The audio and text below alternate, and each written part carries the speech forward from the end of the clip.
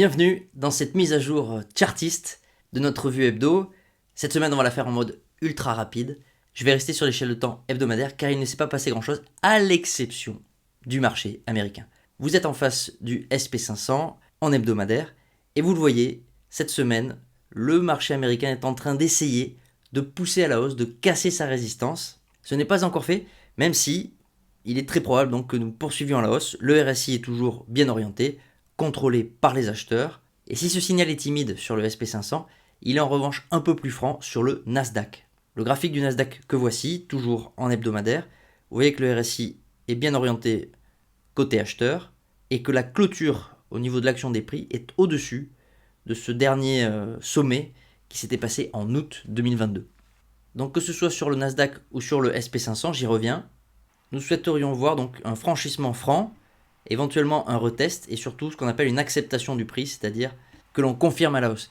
Car rappelez-vous que l'analyse graphique n'a rien de prédictif, on peut juste y construire des scénarios, bâtir nos hypothèses, et avec l'expression consacrée anglo-saxonne du money management, on peut essayer de bâtir des positions court terme pour les traders, plus long terme pour les investisseurs.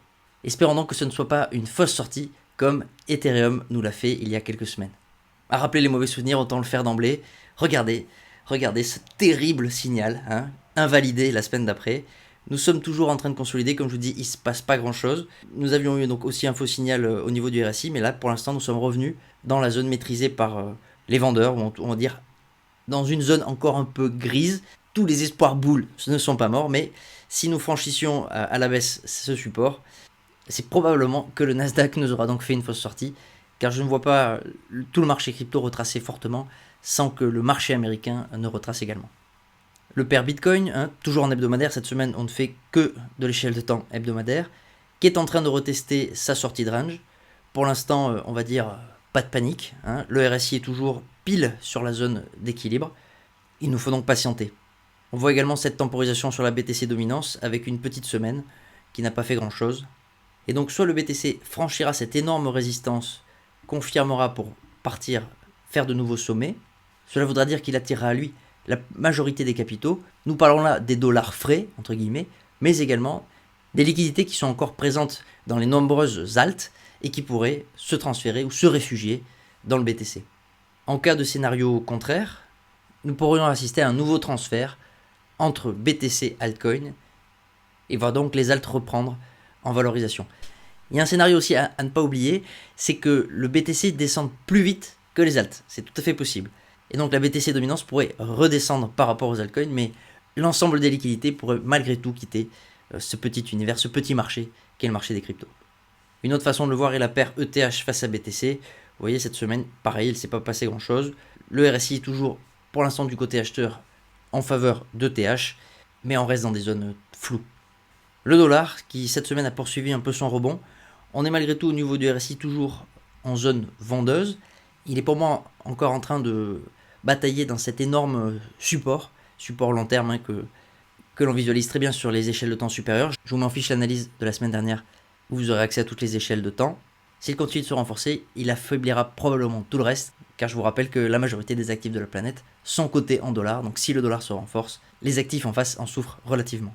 Passons au pétrole. Le pétrole qui essaie tant bien que mal de tenir son support là au niveau des 70 $ le baril. Ça fait depuis novembre 2022 que le prix range. Souvenez-vous ici, le gap haussier, c'était l'annonce de la réduction de production par l'OPEP+, qui n'a pas suffi à casser par le haut le range. Et donc le prix entre 70 et 80 $ continue d'osciller. Difficile de faire des prédictions. Comme j'aime bien le rappeler, donc cet actif a une production qui est contrôlée, qui peut être administrée, augmentée ou diminuée. Et la demande, elle, évidemment, est liée à l'activité économique qui va régresser très probablement aux USA et en Europe de l'Ouest, mais qui est en train déjà de se réouvrir en Chine et en Asie étendue, et peut-être de progresser. Donc la récession de l'Europe de l'Ouest et des USA est très probable, elle devrait arriver et se matérialiser dans les trimestres qui viennent. Cependant, la récession au niveau mondial, je crois, n'est absolument pas assurée. Et nous pourrions voir soit le prix du dollar rester dans cette bande, soit peut-être repartir à la hausse. Pour l'instant, au niveau de chartiste, même si le RSI n'est pas fiable pour cet actif, surtout à cette échelle de temps-là, beaucoup trop de bruit de marché, cependant, il est en zone vendeuse, donc les vendeurs pour l'instant sont en maîtrise. Nous finirons avec l'or, avec une petite semaine de prise de profit court terme, de petits retracements. Après, vous voyez toutes ces mèches de distribution, c'est des mèches de prise de profit sur les sommets du range. La résolution de ce très grand range qui a débuté en août 2020 sera très probablement haussière, mais c'est à moyen long terme.